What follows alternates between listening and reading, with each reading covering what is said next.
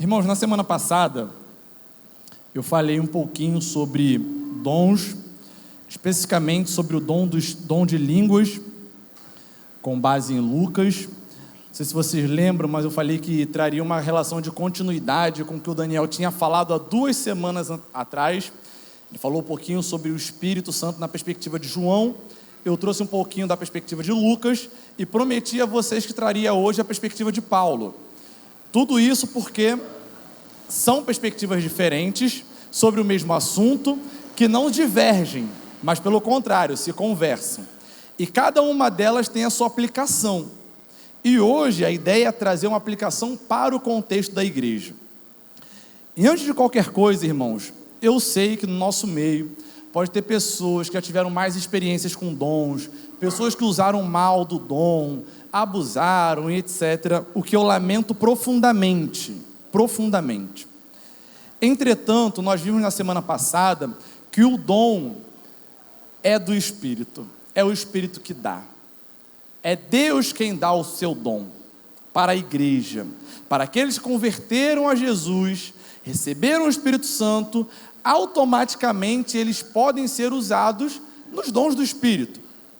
Então, se você tem uma má experiência com isso e normalmente se fecha para esse tipo de assunto, eu não gostaria que você fizesse isso hoje, muito pelo contrário. Fique aberto, não necessariamente apenas à nomenclatura dom, mas ao fato de ser o Espírito o ministrador deles.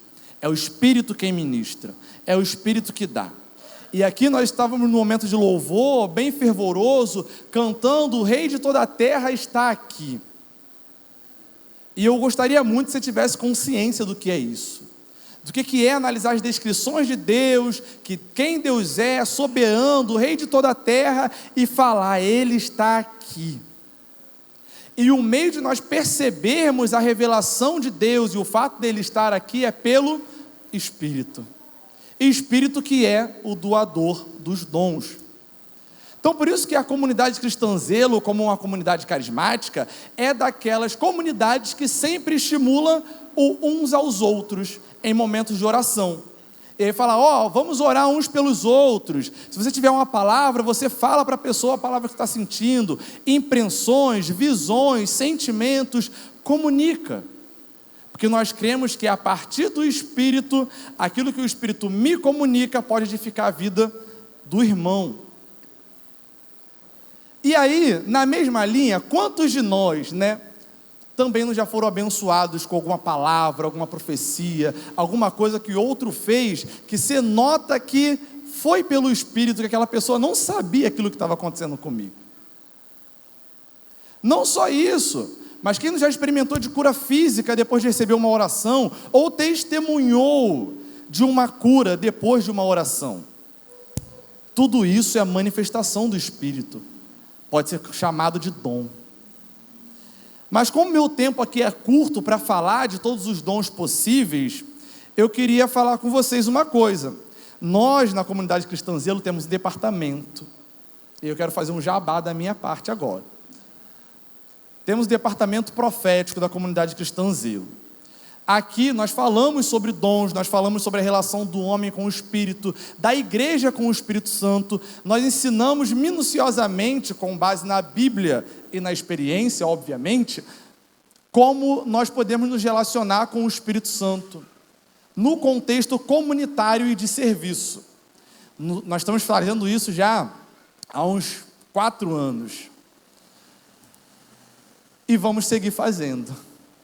Porque a ideia é capacitar cada um dos irmãos para saber lidar com os dons, evitar os abusos e mergulhar no Espírito. Esse é o objetivo. Amanhã, a gente vai disponibilizar um link lá no grupo geral também, para quem quiser fazer parte do desenvolvimento profético, ou entrar no grupo que nós temos e ficar ciente de quando serão as reuniões, os horários, as temáticas e tudo aquilo que a gente faz e já vem fazendo ao longo desses 4 anos. Amém? Abram a Bíblia em 1 Coríntios 12, por favor.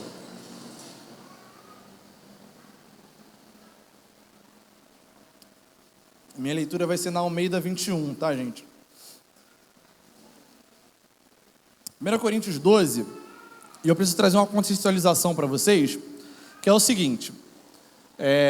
Há muito tempo, né, eu venho conversando com o Juan, que a gente fala muito sobre dons como coisa isolada, né? A gente pega um trecho do dom, fala sobre ele, e na maioria das vezes, não vou ser presunçoso em falar isso, mas muitas das vezes a gente ignora o contexto em que o dom ele pode ser usado.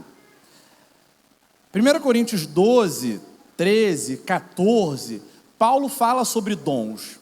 Ele fala para a igreja de Corinto sobre dom, que era uma igreja que vivia problema de divisão, contenda. Eles eram totalmente partidários. Na semana passada eu falei sobre o dom de línguas, e muito parece que em 1 Coríntios havia uma segmentação de pessoas que falavam em línguas se sentindo superiores a pessoas que não falavam em línguas. E aí, me dá um parênteses antes da gente ler o texto e contextualizar. Na semana passada eu falei que nós precisamos imergir na realidade do dom, e iria me eximir de falar sobre os abusos, sobre os excessos. A gente precisa ter em mente, irmãos, o seguinte: o fato do Espírito nos dar o dom não nos é a garantia de que as pessoas farão mau uso do dom. E aqui eu quero falar isso num tom bem responsável, para não cair na irresponsabilidade de falar que tudo que se vem como forma do Espírito é de Deus. Então venham comigo aqui e atenção. Eu falei sobre falar em línguas, sobre necessidade de aprofundamento no Espírito, que isso é de Deus de fato. Pedi para quem fala em língua levantar a mão aqui no dia, não sei se vocês lembram, e automaticamente tiveram pessoas que não levantaram as mãos, porque não necessariamente falam em línguas. Isso não faz com que quem fale em língua é melhor do que quem não fala, é mais agraciado do que quem não fala. Dentro de uma tradição cristã, existe a ideia de que existem crentes de primeira e segunda classe. De primeira classe quem fala em línguas, de segunda classe quem não fala em línguas. Isso é uma falácia, isso é uma mentira. Portanto, quem não ora em língua, quem não fala em língua, não deve se sentir inferior a quem fala em língua. Amém, irmãos? Nem deve trazer agonia, do tipo, cara, eu preciso buscar isso, porque se o Espírito dá, eu tenho que ter também. Talvez você não tenha línguas, mas tenha outros dons. E cada um de nós precisamos ficar contentes com a porção que Deus nos dá. Contentes com a porção que Deus nos dá.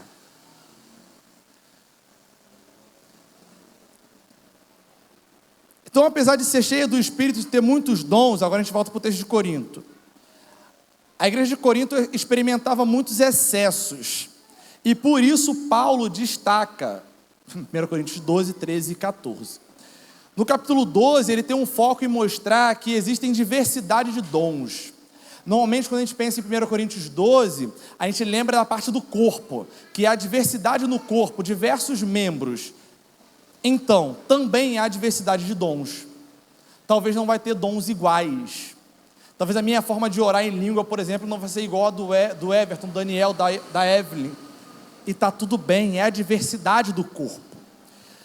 No capítulo 13, ele demonstra que o amor é elementar, fundamental e primário para se viver o serviço da igreja. Qualquer serviço deve ser pautado pelo amor. Tanto que ele fala, sigam o amor. Isso é fundamental. Eu preciso amar o meu irmão para servi-lo da melhor maneira possível. E o capítulo 14, ele demonstra um aspecto de ordem ou protocolos na hora do serviço dos dons na igreja, principalmente do serviço profético. Vamos ler os textos agora. 1 Coríntios 12, do 1 ao 10. A respeito dos dons espirituais, não quero, irmãos, que sejais ignorantes. Sabei que ainda quando gentios, éreis induzidos e levados a ídolos mudos. Portanto, vos declaro que ninguém, falando pelo Espírito de Deus, pode dizer, maldito seja Jesus.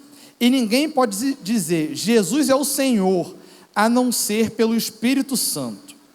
Há diversidade de dons, mas o Espírito é o mesmo. Há diversidade de ministérios, mas o Senhor é o mesmo. E há diversidade de realizações, mas o mesmo Deus quem realiza tudo em todos. Mas a manifestação do Espírito é dada a cada um para benefício comum ou comunitário. Benefício comunitário. Porque a um é dada pelo Espírito a palavra de sabedoria, a outro pelo mesmo Espírito a palavra de conhecimento, a outro pelo mesmo Espírito é dada a fé, a outro pelo mesmo Espírito dons de curar, a outro a realização de milagres, a outro profecia, a outro dom de discernir os espíritos, a outro variedade de línguas e a outro a interpretação de línguas. Mas um só Espírito realiza todas essas coisas, distribuindo-as individualmente conforme deseja. Então aqui nós vemos que o Espírito Santo é agente central na manifestação dos dons no meio da igreja. Lembre, Corinto é uma igreja. Essa carta é destinada a um povo que se reunia para cultuar a Deus, e Paulo fala essas coisas. Vira um pouquinho a sua Bíblia aí para frente, vamos para 1 Coríntios 14, vamos ler do versículo 1 ao versículo 6 também. Diz o seguinte: segui o amor e desejai intensamente os dons espirituais, mas principalmente o de profetizar. Pois quem fala em uma língua não fala aos homens, mas com Deus, porque ninguém o entende, mas pelo Espírito fala mistérios. Mas quem profetiza fala aos homens para edificação, exortação e consolo. O que fala em língua edifica a si mesmo, mas o que profetiza edifica a igreja. Gostaria que todos vós falasseis em línguas, mas muito mais que profetizasseis. Quem profetiza é maior do que quem fala em línguas, a não ser que as interprete, para que a igreja receba edificação. Ora, irmãos, se eu for até vós falando em línguas, que benefício vos trarei, se não vos falar por meio de revelação, ou de conhecimento, ou de profecia, ou de ensino?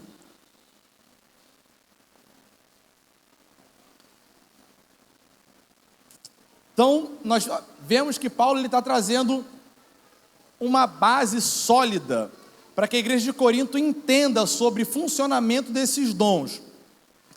E aí eu falei na semana passada que focaria apenas em falar da manifestação de línguas.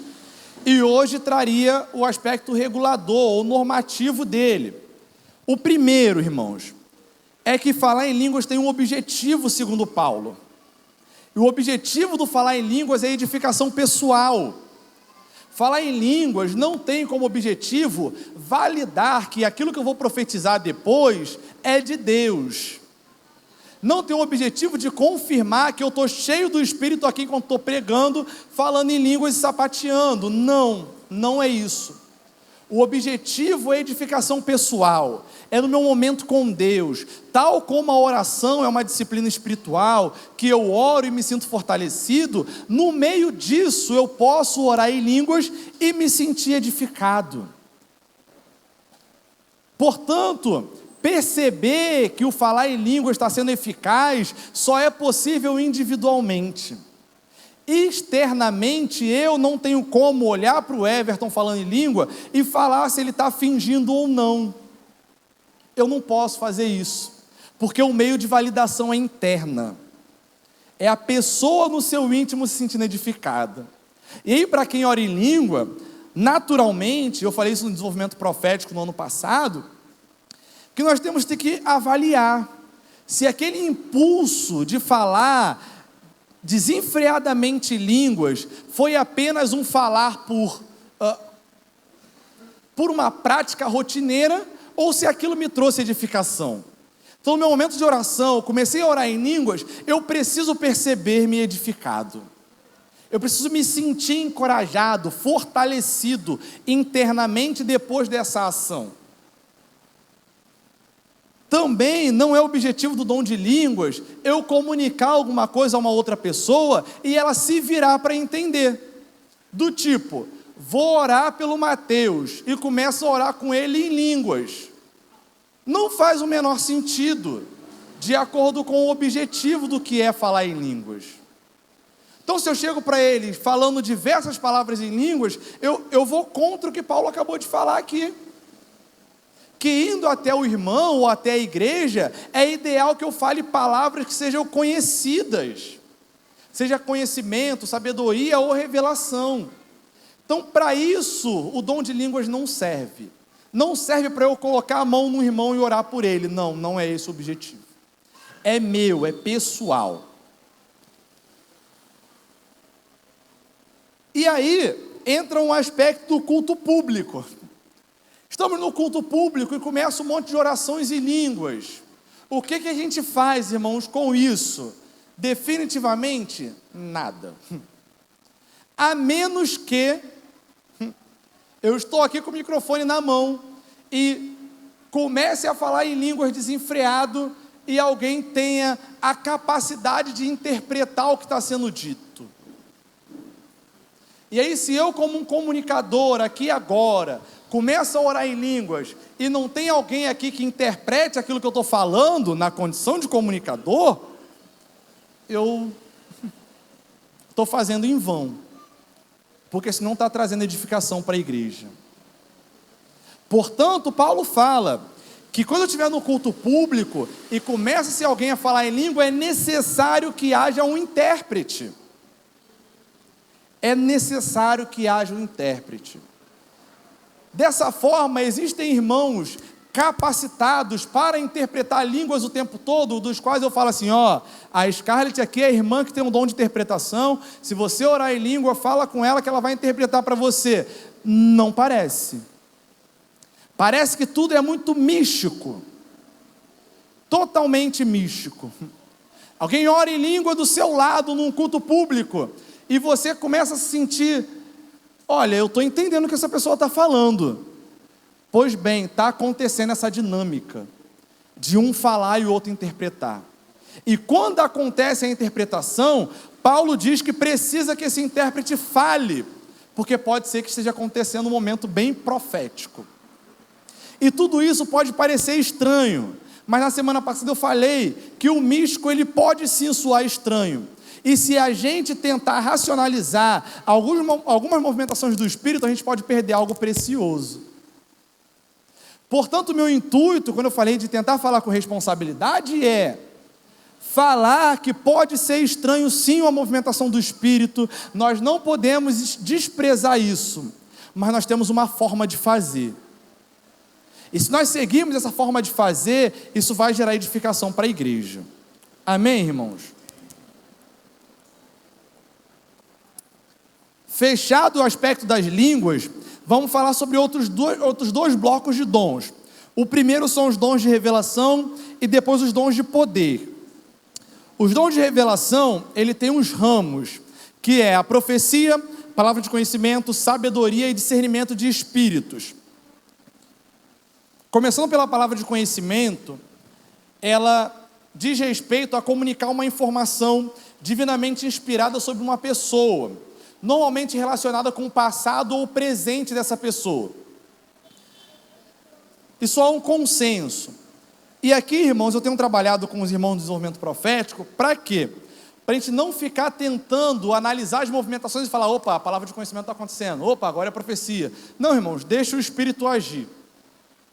É importante para nós sabermos o que é, mas nós não precisamos ficar identificando o tempo todo.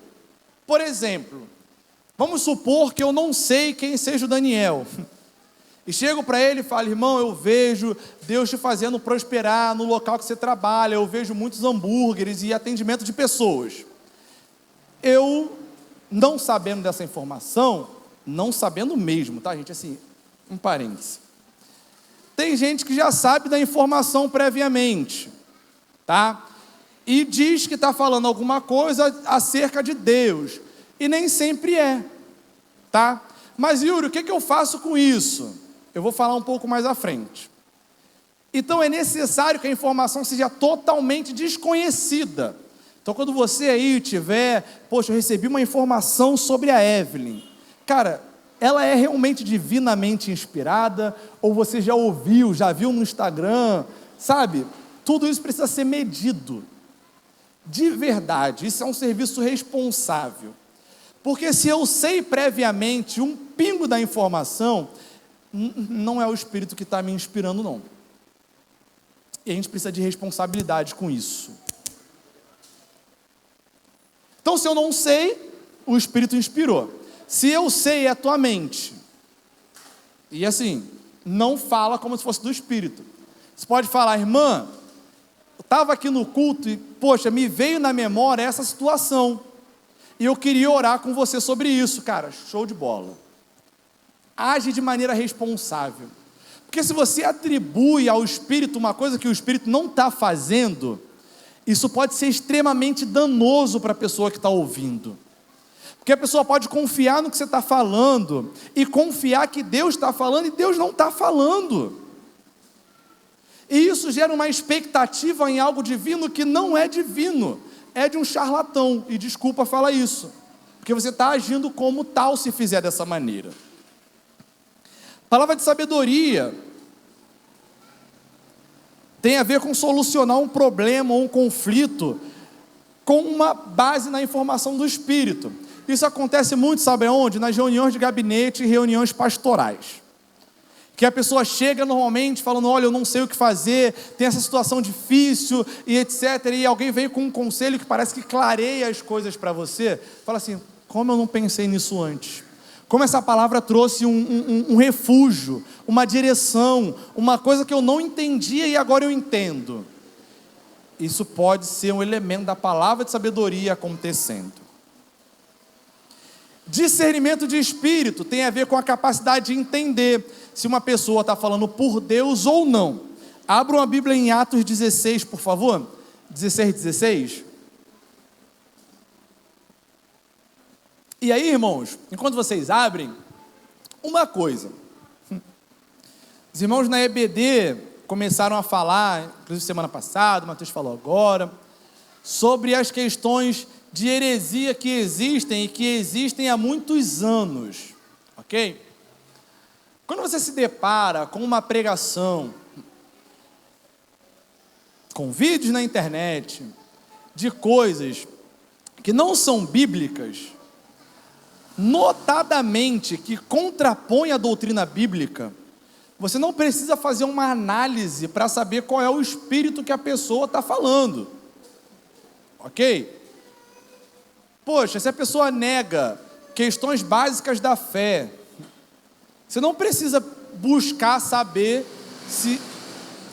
se é pelo Espírito de Deus ou não que essa pessoa está falando. Gente, se é heresia, eu não preciso nem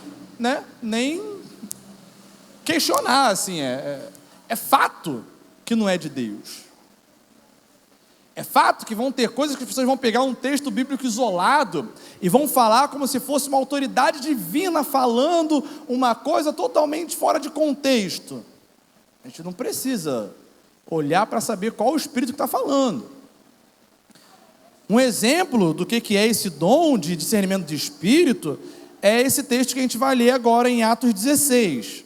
Eu pedi para vocês abrirem e não falei, peraí. Olha como é que é interessante o que acontece aqui. A partir do versículo 16, por favor. Aconteceu que enquanto íamos ao lugar de oração, veio ao nosso encontro uma jovem que tinha um espírito adivinhador e que adivinhando dava grande lucro aos seus senhores.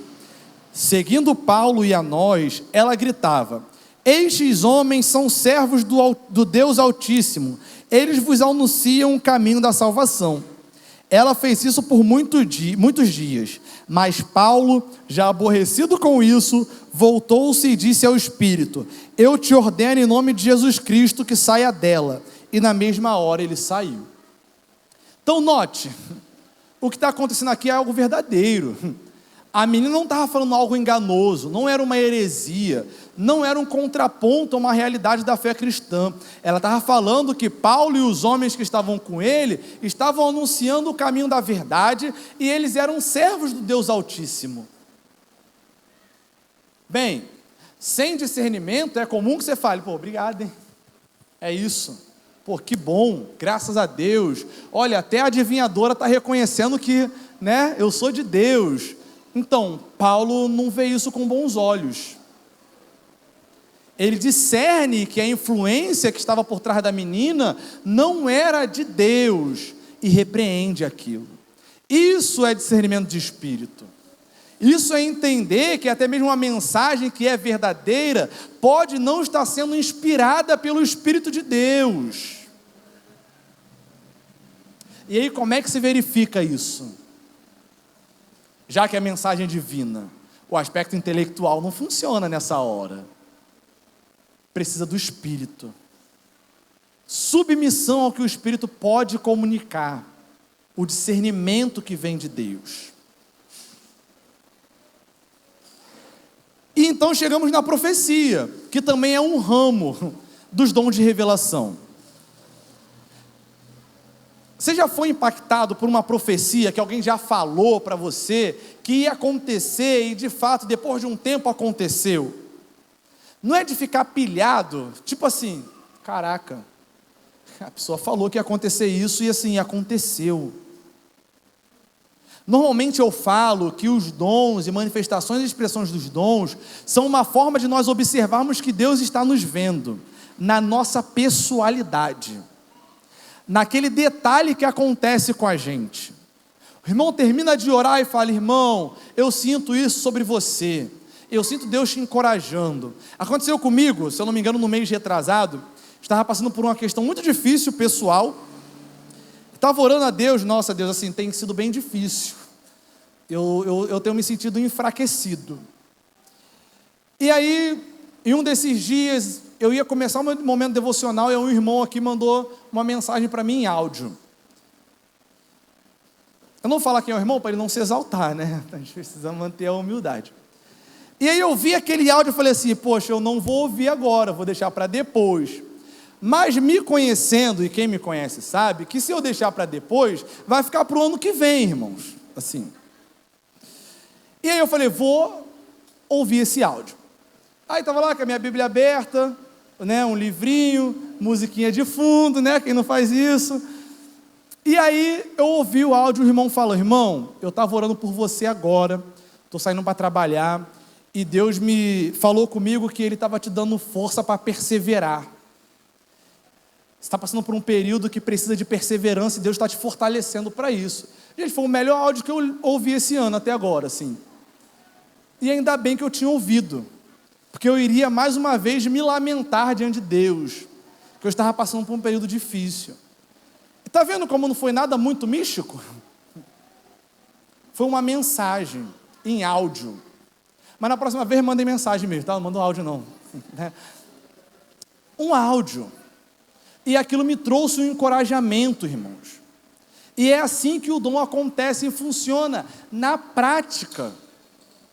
Talvez nós estamos imergidos numa cultura de que tudo precisa ser muito extravagante, que a gente tenha que fazer do dom algo muito grande. E no contexto de igreja local, de serviço ao irmão, não vai ser assim. Vai ser prático. Vai ser aqui com uma palavra, com uma mensagem, com uma frase, com cara, Deus me mostrou aqui que Ele está te fortalecendo. E essa palavra simples toca o irmão, o encoraja. Que isso é a função do dom. Quanto à profecia, eu queria que vocês me prestassem um pouco mais de atenção, por quê?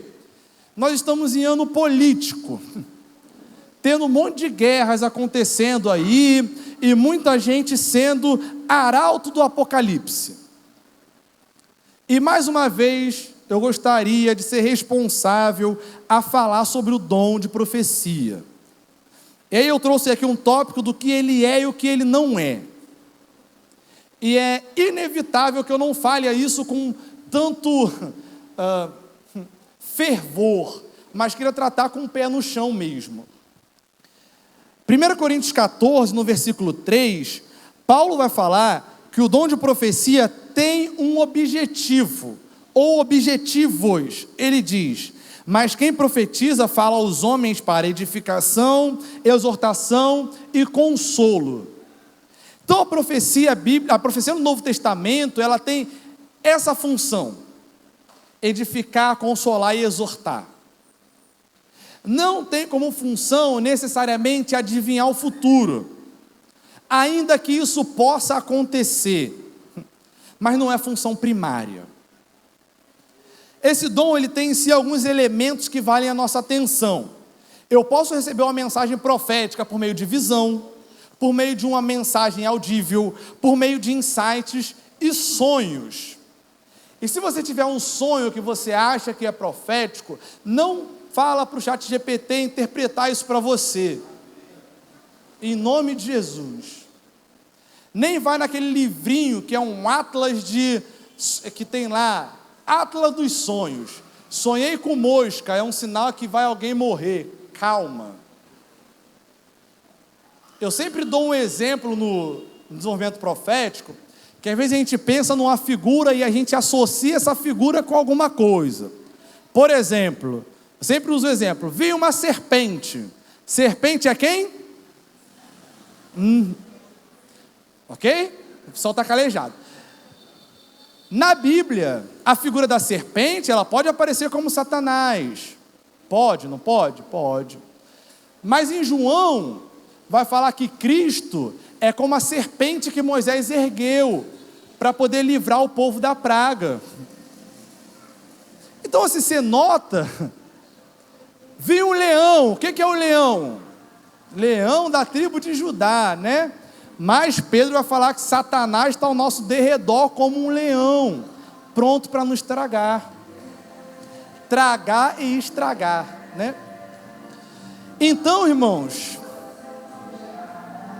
vamos dar uma pausa. É bom que eu bebo uma água.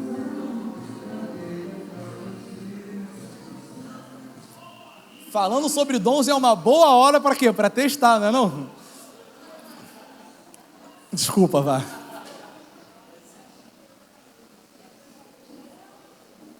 Então a gente tem que tomar cuidado com as nossas interpretações de visões e sonhos, irmãos.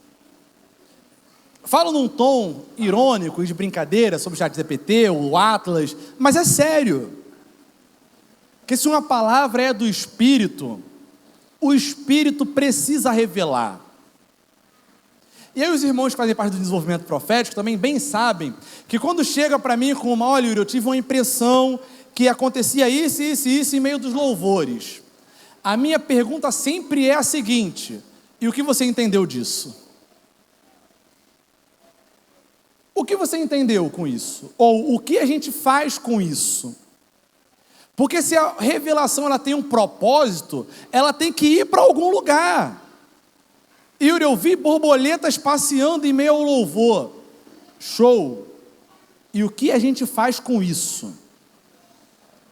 Yuri, eu tive uma impressão que passava que caía fogo sobre nós e as pessoas eram incendiadas, um negócio muito interessante. Maneiro, isso é muito bom, graças a Deus. Mas o que a gente faz com isso? Para onde isso está apontando?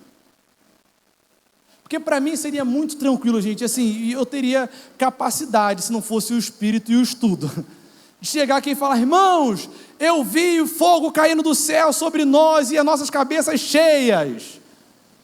Isso é empolgante, porque nessa hora, cada um pode interpretar o que quiser do que é o fogo nas nossas cabeças. Não lembro. Caraca, lembrei. Isso vai ficar para o grupo de evangelismo. O pessoal vai saber essa história. Enfim, então fica totalmente para cada um interpretar como quiser. E esse não é o objetivo da revelação. Então, a profecia não é uma predição aleatória. E aí, lembra que eu falei do aspecto político? E eu queria falar sobre isso. Juan, me dá autonomia para isso. Posso? Obrigado. Não precisa olhar para ele, não. Gente, já fica em pé. Já prepara. É o seguinte, irmãos. Ano eleitoral é muito comum aparecerem muitas profecias e muitos políticos aparecerem em comunidades cristãs. e ali está um circo de pessoas orando e profetizando, dizendo: você vai ganhar, é você que vai salvar o Brasil da corrupção, é você que vai fazer isso no nosso bairro, você é o ungido de Deus, que Deus trouxe para fazer alguma coisa. Irmãos, isso acontece sempre. Sempre existem predições, o tempo todo. Só que nem sempre, ou na maioria das vezes, não é de Deus. E como a gente verifica se aquilo que é predito é de Deus ou se não é? Com o tempo. Com o tempo. Então, nós estamos no ano eleitoral e está aí muita gente falando sobre político X, político Y, político Z, e guerras e etc. Irmãos, não é momento de se apegar à mensagem do profeta, tá? Não sobre isso. Porque falar que o político X vai ganhar, isso edifica, consola ou exorta? Não, não faz isso. Não cumpre o objetivo da profecia, prediz aleatoriamente. E a gente está cheio de gente na internet predizendo aleatoriamente. E essas pessoas não merecem a atenção de pessoas que são sérias. Predição de guerra. Não, Deus está abençoando o pessoal X e condenando o pessoal Y. Cuidado. Cuidado com isso. É que Deus está com Israel. Cuidado com isso. Cuidado. Não é hora de tomar partido sobre alguma coisa nesse aspecto geopolítico, que talvez você nem entenda, tá? Então, se você não entende, não fala. Temos um acordo? Então, a profecia preditiva, ou pessoas que estão falando de A ou B, eles precisam ser julgados. E quando eu falo de julgamento, é julgamento mesmo. Assim, você pegar e anotar, salva no seu Instagram lá, profecias políticas, cria uma página, uma aba para você, para quando você chegar em outubro, você rever tudo aquilo que está lá. E aí, se a profecia preditiva não se cumprir, o que nós tivemos? Um equívoco. Tivemos um erro. A pessoa predisse algo que não era de Deus. E se a pessoa que é de Deus predisse algo que não é de Deus, é necessário que ela tenha humildade. Humildade para reconhecer que o que ela predisse não era de Deus. Só que vamos lá. Você já viu profecias preditivas aí de política e etc, né? Com certeza você já viu. Quantas vezes você já viu alguém se reconciliando porque profetizou errado? Né? Isso é um sinal de que talvez falte humildade ou falta responsabilidade para lidar com a expectativa do outro que recebe aquela mensagem profética. Então não tem como falar dessas coisas apenas no aspecto místico. E vamos lá, vai ser isso, porque a gente pode cair no erro, como comunidade carismática, de cair no positivismo profético, em que nós profetizamos que tudo vai ficar bem, sempre. Aí, gente, desculpa, foi bom estar com vocês, valeu. Não, o irmão está certo. O adendo que eu queria fazer tem a ver com o seguinte: a gente fala muito sobre esse tema, né? Não existe no Novo Testamento um padrão de profecia acerca de nações. Não existe. Se não há no Novo Testamento esse padrão, logo a igreja não deveria buscar esse viés. Esse é um ponto.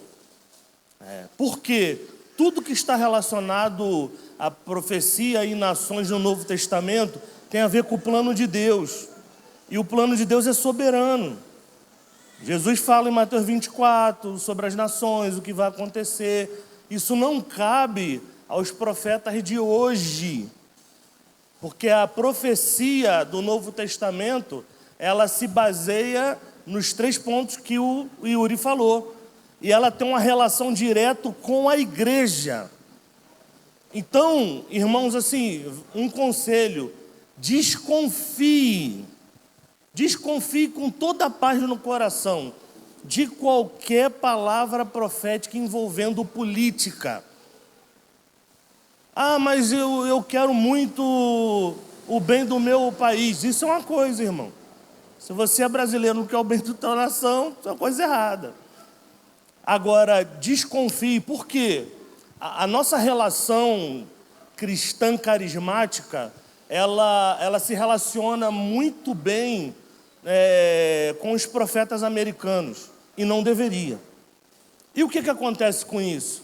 A gente pega essas figuras, acolhe como profetas no mesmo peso do Antigo Testamento e não julga. Ponto 1, eles não deveriam estar falando de política. Não é o papel do profeta. O profeta trabalha em função do plano de Deus. E aí, plano 2, quando isso acontece, ninguém fala nada. Ô profeta, o seu papel não é esse. E aí chega no que o Yuri bem disse aqui. Eles erram e sempre erram quando trata de política. Irmão, não tem um profeta americano que acertou nada a respeito de política. Pega o nome deles, bota na internet. Não há ninguém se retratando com a igreja de Cristo. Isso é violar a noiva. Isso é colocar no seio da igreja aquilo que não cabe na igreja. Igreja, evangelho, política, você é indivíduo, você escolhe. Você entende a gravidade disso? Então, assim, não misture profecia. Irmão, nessa época, em nome de Jesus, irmão. Esqueça, o grupo de família é o lugar do Satanás. Na época de campanha. Porque no da minha família era. Minha irmã anarquista, com o meu tio político. E assim, um citando o outro, dentro do grupo. Mas você que é evangélico e faz isso. E você, gente, em nome de Jesus, cuida cada um da sua vida. Está tudo certo. Agora, assim, isso é muito sério, irmãos, de verdade. Não, você que tem uma relação mais amorosa com isso, assim, não leve a mal o tom de repreensão. Mas esse é o peso que cabe para esse tema, tá? Nós não compactuamos, e digo mais, não é o fato de sermos carismáticos que concordamos com tudo que acontece no meio carismático. Não. Quer saber o que cremos, nos pergunta. Quer saber o que cremos, temos uma confissão escrita. Amém? Voltamos. Então, irmãos, eu me perdi.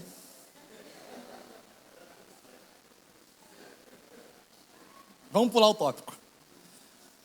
Quando eu falei que o julgamento ele precisa ser frio, irmãos, é porque Paulo fala isso. Lá em 1 Tessalonicenses, capítulo 5, versículo 20 e 21, abre para mim aí. 1 Tessalonicenses, capítulo 5, versículos 20 e 21.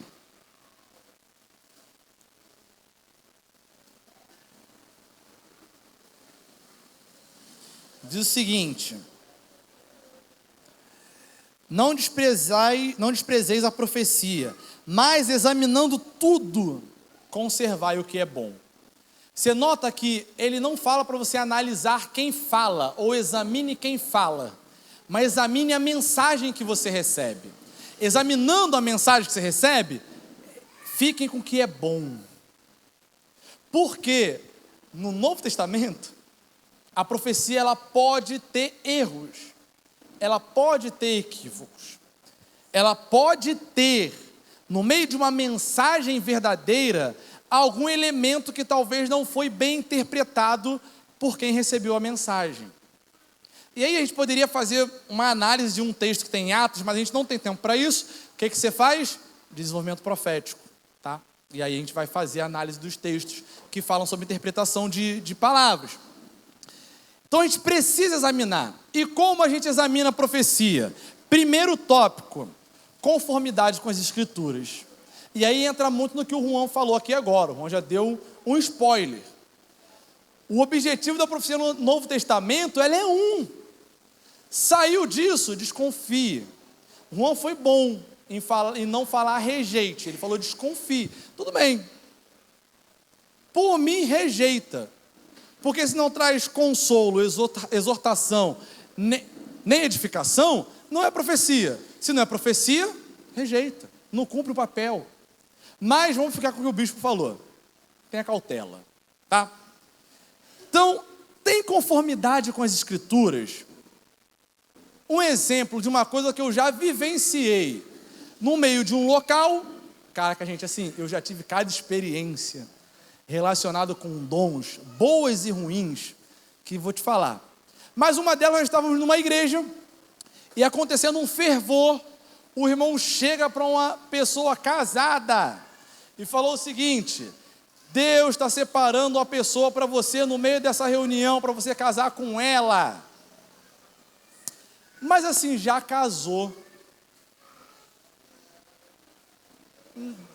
Já tinha casado. A pessoa que ouve pensa o quê? Vou morrer. Ou está incitando o adultério. Isso é de Deus, gente? Assim, quem acha? Show de bola. Não é de Deus, cara. Quem viu a profecia do Kleber na igreja? Vocês viram? Não viram? Que bom, tenho licença poética para inventar a história. Mentira. Tinha um profeta que estava em alta no ano passado. E aí ele passa pela igreja e fala assim: Deus está te vendo, Kleber. Deus está te vendo, Kleber. Você que tem um caso com a fulana de tal. Se você é homem, apareça. Você está falando que eu sou falso profeta. Se anuncia, eu vou revelar aqui que você tem um caso com fulana. Vem comigo aqui, ó. Vamos supor que na igreja tem um Kleber. Kleber está sentado aqui, ó. Kleber, homem de Deus, ungido. E vamos supor que tem uma Luísa, que tenha sido quem ele tenha falado, e a Luísa está lá, de mãos dadas com seu esposo. E o profeta está falando esse tipo de coisa. E aí? Isso está em conformidade com a Escritura? Não. Passa no filtro da edificação, consolo e exortação? Rejeita. Rejeita. Está vendo como não é tão difícil? Talvez, se todo mundo tivesse esse filtro na mente na hora de ouvir uma profecia, a gente diminuiria em 70% aí os BOs causados por dons. Sabe, você não precisa olhar, nossa, não, mas é o Yuri que está profetizando, líder do desenvolvimento profético, eu tenho que abraçar. Não, eu posso errar, irmão. Então esses dois elementos são fundamentais: conformidade com a Bíblia e tendência à edificação. Ouviu a profecia, está em conformidade com a Bíblia? Show, o cara pode usar um versículo bíblico para profetizar. Mas isso traz edificação? Não. Poxa, então, irmão, valeu, mas eu não vou receber essa palavra. Isso indica maturidade, irmãos. Porque talvez o meio que você tem para lançar mão ou para denunciar alguém que está errando é falando que ele está errando, que ele está errado. E aqui nós temos uma dinâmica, quando a gente profetiza, e assim, eu espero que vocês estejam fazendo isso, que você pergunte ao irmão, isso faz sentido para você? E o irmão tem a capacidade de falar, cara, assim, não, isso não faz sentido para mim agora não, mas vou guardar a palavra, que pode ser que não faça sentido agora, faça no futuro. Mas eu não posso chegar, por exemplo, com uma palavra para o Daniel e falar: Daniel, te vejo dando aula numa academia, não sei o quê. Daniel não trabalha com isso. Daniel, eu sei que Deus está te fazendo prosperar na academia que você trabalha. Oi? Gente, não faz sentido. Aí você não vai falar: não, amém, é o Yuri que está falando, então, né, vai que, né, é de Deus. Não, irmão, peraí, olha, seu Yuri, eu não trabalho na academia. Então, assim, a palavra começa errada, gente. Então não tem como esperar que você vai terminar bem. Estamos bem até aqui? Dons de poder, que é o dom que talvez a gente tenha mais dificuldade, que envolve dom da fé, operação de milagres ou maravilhas e cura. Alguém já presenciou ou testemunhou alguém sendo curado depois de oração? Levanta a mão assim, de real assim, show. Bom, então nós somos a igreja carismática com muita gente com experiência. Que bom. Uma pessoa chega diante de você, enferma, com dor, você tem ousadia para orar por ela? Vamos orar por ela. Porque pode ser nosso primeiro recurso, irmãos. Pode ser nosso primeiro recurso e pode parecer muito simplista falar, gente, antes de tomar um remédio, ora. Mas assim, exerça a tua fé. Faça um exercício de fé. O único jeito que a gente tem de ver cura é tendo doente. Então precisa ter gente mal no nosso meio. Não, assim, vamos lá. Para que a gente exerça a fé e ore por ela. Não tem como a gente ver manifestação de cura de quem está são. Então tem alguém enferma, gente, é a oportunidade de ver a cura acontecendo. Em qualquer instância. E aqui vale um adendo para uma experiência que eu tive. Lá em Costa Barros, de onde eu morava, a gente tinha muito evangelismo na rua. O Daniel citou experiências, a gente tem muitas experiências. Uma delas, em meio ao evangelismo, tinha um grupo de crianças que chamou a gente para ir até a casa dele para orar pelo irmão. Era uma criança de uns 8 anos. Porque essa criança tinha visto que a gente tinha abordado uma mulher. Oramos por essa mulher que tinha falado que estava com dor de cabeça. E na hora a dor de cabeça dela passou e o semblante dela mudou assim, poderosamente. O garotinho viu aquilo, ficou abismado com aquilo. Só que a gente era um grupo de evangelismo. E era uma criança de 8 anos. Não fazia muito sentido. Mas o líder do evangelismo falou, cara, vamos lá. Vamos embora. Vamos embora, seguir a criança, né? A criança levou a gente, entramos num beco, em outro beco, em outro beco, em outro beco. Chegamos na casa, que era uma kitnet, e tinha para lá de 10 pessoas. Chegamos lá, a mãe do garoto xingou o garoto de tudo quanto era nome. Quem são essas pessoas? Trouxe essa pessoa daqui, etc. A mulher não estava esperando, a mulher estava com um top, enfim. E aí o garoto todo entusiasmado, mãe, eu vi, ele botaram a mão na cabeça da mulher, e a mulher falou que a dor de cabeça passou, e eu trouxe eles para orar pelo meu irmão. A gente não sabia quem era a pessoa. Quem era o irmão, gente? Era um menino cadeirante, que tinha os 2 pés para dentro, assim, tipo, para dentro, assim, não sei se vocês estão vendo daí. O garoto não andava, o garoto não conseguia andar. Quando eu vi aquilo, a minha fé ficou do lado de fora. A minha fé ficou lá no primeiro beco que a gente entrou. Porque eu nunca tinha visto aquilo, acho que eu nunca tinha visto um pé daquele jeito. E aí a mãe, muito reticente, falou, tá, já estão aqui, né? E aí o garoto, não, eles vão curar meu irmão, porque eu vi. E assim, gente, nós éramos um grupo de umas 11 pessoas, 11 adolescentes, a gente tinha entre 15 e 18 anos. E aí, o líder do evangelismo falou, Yuri, ora? Aí eu, não, ora você. Gente, eu estou falando sério, a minha fé, ela foi embora. E aí o irmão falou, olha, então tá, vamos lá, todo mundo fechar o olho, estenda a mão aqui pelo menino. O garoto que levou a gente chorando a beça, porque era nítido que ele queria muito ver o irmão dele andando e correndo junto com os demais.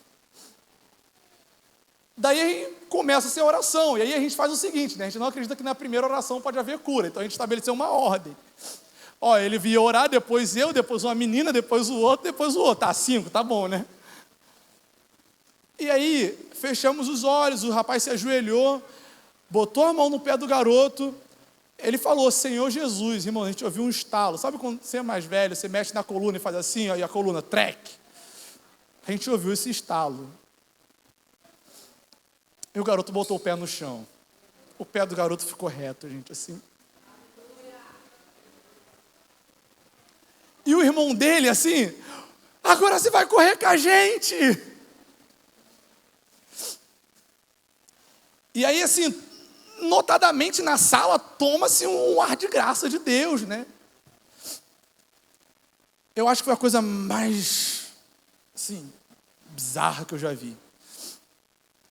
Porque o garoto levantou e, obviamente, ele não tinha uma disponibilidade neuromotora para andar. Mas ele não tinha mais a incapacidade que o impedia de andar. E para isso, nota que eu citei várias barreiras até a gente chegar nisso. Mesmo sendo alguém que gosta de ver a manifestação de Deus, na hora eu falei, não dá para mim não, gente. Não dá para mim. E o que o irmão falou, qual foi a palavra poderosa que ele fez, e a oração poderosa? Ele botou a mão e falou, Senhor Jesus, nessa hora estalou, gente. E eu acho que Deus doutrinou a gente dessa forma para que a gente não parasse e repetisse essa oração que o irmão fizesse lá na hora, para qualquer evento de cura. Como se houvesse um elemento, Jesus cura essa pessoa. Não teve isso. Teve um colocar as mãos e o Espírito de Deus atuar. E isso é muito poderoso. Porque às vezes nossa racionalidade vai limitando o Espírito, vai apagando o Espírito. E que bom que isso traz um peso para a gente de reflexão, mas nota que eu falei que ia falar sobre isso e também trazer um pouco de pé no chão. E quando o milagre não acontece, irmãos? E se no meio daquele cenário, o garoto todo entusiasmado, a gente ora e não acontece nada? Você já orou por um enfermo e ele não foi curado? O que você faz? Fala para ele que faltou fé? Não, então Deus não te curou porque te faltou fé. Acho que não é esse o caminho. Não é esse o caminho. É muito importante ressaltar duas coisas. A primeira, não perca a confiança no caráter de Deus. O fato de Deus não curar aquela pessoa naquela hora, não significa que Ele não cura mais. E aí, mais uma vez, um confronto aos irmãos cessacionistas. Eles muitas vezes falam que os dons não estão tão atuantes porque eles não veem, não verificam isso acontecendo. Só que na boa, vai em algumas igrejas pentecostais dentro de uma comunidade e ouça as experiências de quantas pessoas foram livradas da sepultura.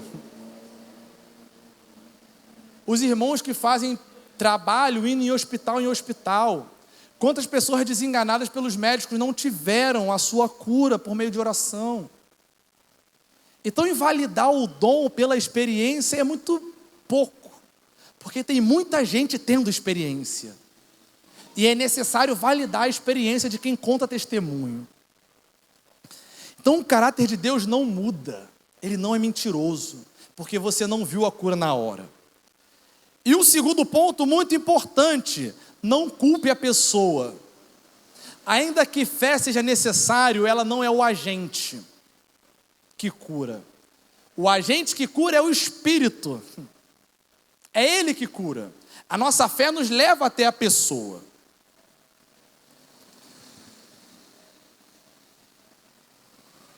E aí, pensando nisso, irmãos, em nome de Jesus, orem pelas pessoas, profetizem pelas pessoas, estejam abertos a ver a manifestação de Deus, porque isso é um presente que Deus nos deu, para servirmos uns aos outros de maneira mística. Imagina, você ama uma pessoa, e ela está enferma, com dor no ouvido, o que você quer? Que isso passe. E você tem um Espírito que pode curar essa pessoa, tal como um remédio pode curar essa pessoa.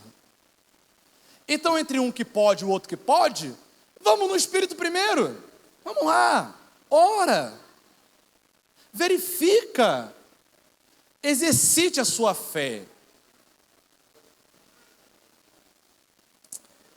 E a comunidade Zelo, ela tem alguns protocolos de funcionamento no serviço. E se você está anotando, anote. Primeiro tópico, quando você for orar por uma pessoa do sexo oposto, leve alguém junto com você. Por exemplo, vou orar pela irmã Adriana. é importante que eu leve uma outra mulher junto comigo para orar com a irmã Adriana. Isso nos coloca no lugar de segurança, irmãos. Tem uma testemunha aqui vendo tudo que está acontecendo. Nos livra de possíveis manipulações. E fala isso, você pode pensar, Yuri, mas você acha que alguém é manipulador no nosso meio? Não sei. Para isso, o que a gente faz? Bota uma testemunha do lado. Uma irmã, a irmã Adriana, quer orar pelo Everton. Leva um homem junto para ministrar pelo irmão. Segundo tópico, fale sempre de maneira clara, sem rodeios, seja objetivo.